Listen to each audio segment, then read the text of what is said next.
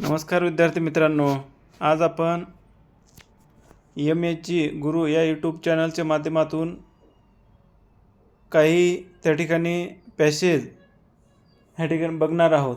त्या अगोदर तुम्ही EMAची गुरु टेक ह्या चॅनलला सबस्क्राईब केलं नसेल तर आजच सबस्क्राईब करून घ्या, जेणेकरून CTET संदर्भात जेवढे काही माहिती येईल ह्या चॅनलच्या माध्यमातून तुमच्यापर्यंत पोहोचेल। बघा, त्यामध्ये पहिला जो पॅराग्राफ दिलेला आहे हिंदी में, भारत में पर्यावरणीय चुनौतियां लगातार बढ़ती जा रही है। औद्योगिकरण, शहरीकरण और जनसंख्या वृद्धि ने प्राकृतिक संसाधनों पर अत्यधिक दबाव डाला है। परिणाम स्वरूप वायु, जल और मिट्टी प्रदूषण की समस्या गंभीर होती जा रही है। प्रदूषण से प्रभावित न केवल मानव स्वास्थ्य है बल्कि जैव विविधता भी खतरे में है। त्यानंतर पुढे असं म्हटलेलं आहे की सरकार द्वारा अनेक पर्यावरणीय कार्यक्रम चलाए जा रहे हैं, जैसे कि स्वच्छ भारत मिशन, राष्ट्रीय स्वच्छ वायु कार्यक्रम और नमामि गंगे परियोजना। इन योजनाओं का उद्देश्य प्रदूषण कम करना, संसाधनों का संरक्षण करना तथा नागरिकों को पर्यावरण के प्रति जागरूकता बनाना है। फिर भी केवल सरासरी प्रयास प्राप्त नहीं है। जब तक नागरिक स्वयं पर्यावरण संरक्षण के लिए छोटे छोटे कदम नहीं उठाएंगे तब तक स्थिति में सुधार मुश्किल है। प्लास्टिक का कम उपयोग, वर्षा जल संचयन, वृक्षारोपण और वर्षा बचत जैसे उपाय व्यक्तियों द्वारा अपनाए जा सकते हैं। यदि समाज और सरकार मिलकर काम करे तो पर्यावरण संकट को काफ़ी हद तक नियंत्रित किया जा सकता है। बघा, त्यामध्ये आपल्याला त्या पॅसेजवर आधारितच उत्तर द्यायचे आहेत। पहिला प्रश्न आहे, पर्यावरणीय समस्याओं के बढ़ने का मुख्य कारण क्या बताया गया है? योग्य उत्तर है बी, औद्योगिकरण, शहरीकरण और जनसंख्या वृद्धि।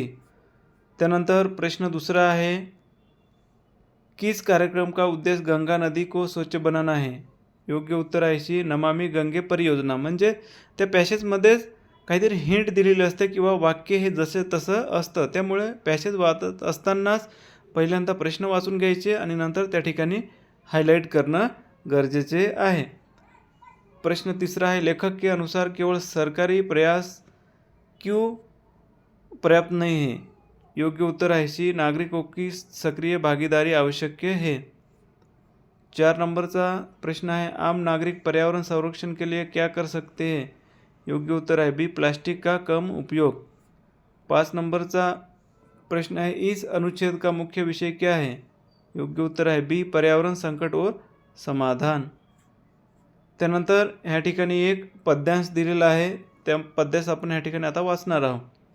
बघा, नन्हा सा दीपक अंधेरे से लड़ता है, थोड़ी सी लौ में उम्मीद का घर बनाता है, तूफान चाहे जितना बड़ा क्यों न हो वह डगमगाता है पर बुझता नहीं है, मन में विश्वास हो तो छोटी रोशनी भी जीवन की राह को उजाला दे जाती है।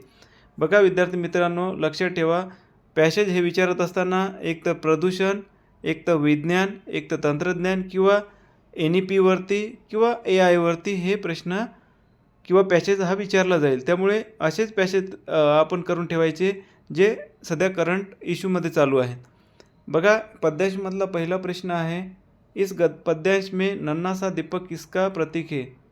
योग्य उत्तर आहे 2, आशा और साहस। 2 नंबरचा प्रश्न आहे, कविता के अनुसार दीपक बुझता नहीं, इसका क्या अर्थ है?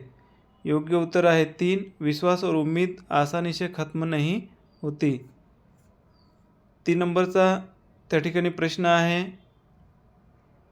थोड़ी सी लौ में उम्मीद का घर बनाता है, यह उम्मीद का घर का आशय है। योग्य उत्तर आहे 3, आशाओं का निर्माण होना। 4 नंबरचा प्रश्न है, दीपक और तूफान के बीच संघर्ष किस बात को दर्शाता है? योग्य उत्तर है 2, जीवन में आने वाली कठिनाई और उनका सामना। 5 नंबरचा प्रश्न है, इस पद्यांश की मुख्य भावधारा क्या है? योग्य उत्तर आहे 2, संघर्ष और आशा। बघा विद्यार्थी मित्रांनो, तुम्ही ही जी इथं लिंक दिलेली आहे यावर क्लिक केल्यानंतर PYQ प्रिवियस इयर क्वेश्चन संदर्भात आपण मानसशास्त्र आणि गणिताचे व्हिडिओ तयार करून टाकलेला आहे। लवकरच आपण पर्यावरण मराठी पेपर पहिला, पेपर दुसरा, हिंदी पेपर पहिला दुसरा त्या संदर्भात व्हिडिओ तयार करणार आहोत। त्यामुळे तुम्ही या चॅनलला सबस्क्राईब करा आणि ह्या लिंकवर जाऊन तो व्हिडिओ तुम्ही बघू शकता. धन्यवाद.